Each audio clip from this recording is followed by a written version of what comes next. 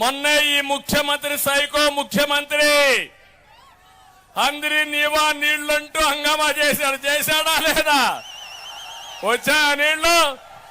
అయ్యా ముఖ్యమంత్రి, మా కుప్పం అంతా కొట్టుకోబోతా ఉంది, ఎక్కడ చూసినా నీళ్లే ఉన్నాయి, మునకైపోయింది. హెలికాప్టర్ పంపించి మమ్మల్ని రక్షించడానికి. అవునా కాదా? డ్రామాలు ఆడతావా? సినిమా సెట్టింగ్లు పెడతావా? నీళ్లు ఎక్కడి నుంచో తెచ్చారు, గేట్లు ఎక్కడి నుంచి తెచ్చారు, గేట్లు పెట్టారు, నీళ్లు ఎత్తారు. ఈయన వెళ్ళాడు, తెల్లవారితో గేట్లు తీసుకుపోయారు. మన తమ్ముళ్ళు ఆ కాలువలో నీళ్లు లేకపోతే నేరుగా పోయి కాలువలో కూర్చొని జగన్ జలగా రా, ఇక్కడికి మా కుప్పంలో నీళ్లు రాలేదని నిరసన తెలియజేశారు తెలుగుదేశ తమ్ముళ్ళు. సిగ్గుందా నీకు ఇప్పుడు రావడానికి నియోజకవర్గానికి? అర్హత ఉందా రావడానికి? పులివెందులకు నీళ్లు ఇచ్చాను, అవునా కాదా? ఇదే మీటింగ్ లో 100 సార్లు చెప్పాను. 90% అందరి నీవా నేనే పూర్తి చేశాను. ఇక్కడే నీళ్లు తీసుకొచ్చి ఎన్నికల ముందు వీకోట్లో నీళ్లు రిలీజ్ చేశాను. అక్కడి నుంచి కుప్పానికి నీళ్లు తేవాలని దద్దమ్మ చవట్లు. మీరు నన్ను గురించి విమర్శిస్తారా? ఇప్పుడు చెప్తున్నా, నెక్స్ట్ సీజన్ లో కుప్పానికి నీళ్లు తెచ్చే బాధ్యత, అందరి నీవా నీళ్లు వచ్చే బాధ్యత,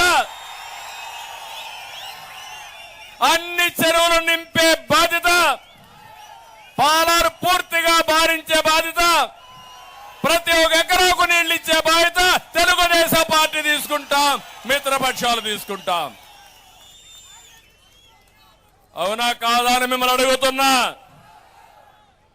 నేను అందుకే మీరు ఒక్కసారి మీరు గుర్తుపెట్టుకోవాలి, నోరిప్పితే అబద్ధాలు, ప్రతి ఒక్కటి ఫేక్ న్యూసే, ప్రతి ఒక్కటి మీరు చూస్తున్నారు. నా జీవితంలో ఎలాంటి పనికి మాలినటువంటి రాజకీయ నాయకులను ఎప్పుడూ చూడలేదు.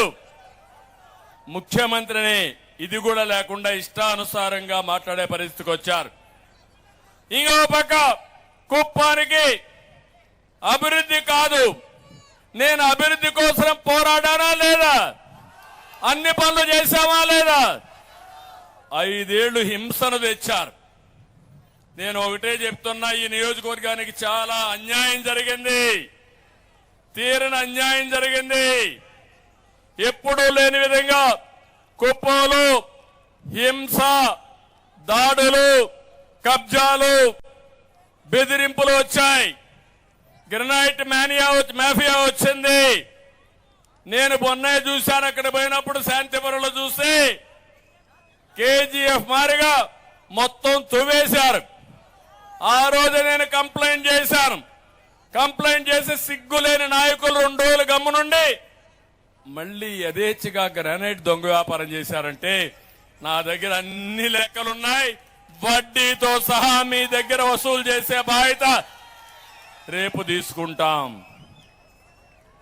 మా కడాన ఆడబిడ్డల పైన కూడా అక్రమ కేసులు పెట్టారు. కార్యకర్తల మీద రౌడీ షీటర్లు ఓపెన్ చేశారు, జైలుకు కూడా పోయారు. అన్నీ నాకు గుర్తున్నాయి, ఏది మరిచిపోను. తప్పకుండా వడ్డీతో సహా తిరిగి చెల్లించే బాధ్యత మనం తీసుకుందాం. కానీ మీ పట్టుదల చూశాను, మీ అభిమానం చూశాను. జైలుకు పోయినా బయట వస్తానే జెండా పట్టుకోవడం వదిలిపెట్టలేదు. మిమ్మల్ని చూస్తే నాకు అనిపిస్తుంది, మీ కమిట్మెంట్ కి మనస్ఫూర్తిగా నా సెల్యూట్. మిమ్మల్ని చూసినప్పుడు నాకు అనిపిస్తుంది, ఎన్ని పనులు చేసినా మీ రుణం తీర్చుకోలేను. నేను ఒక విషయం చెప్తున్నాను, ఇక్కడికి వచ్చినప్పుడు మీరందరూ ఒక పని చేశారు. కుప్పం నియోజకవర్గంలో మీరే ఆలోచించి, నేను ఎప్పుడు అడగలేదు మిమ్మల్ని, కుప్పం నియోజకవర్గంలో ప్రజలందరూ కలిసి 1,00,000 ఓట్ల మెజారిటీ లక్ష్యంగా పెట్టుకున్నారు.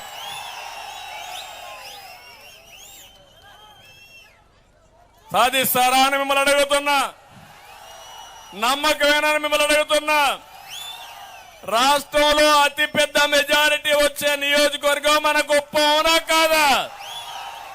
అన్ని ఎన్నికల్లో గెలిచిన నియోజకవర్గం కుప్పం, అవునా కాదా? సైకిల్కి తప్ప వేరే పార్టీకి ఓటేయడమే తెలియని నియోజకవర్గం ఈ కుప్పం. అదే బంగారు కుప్పం. అలాంటి కుప్పంలో మీరు ఒక చరిత్ర సృష్టించాలి.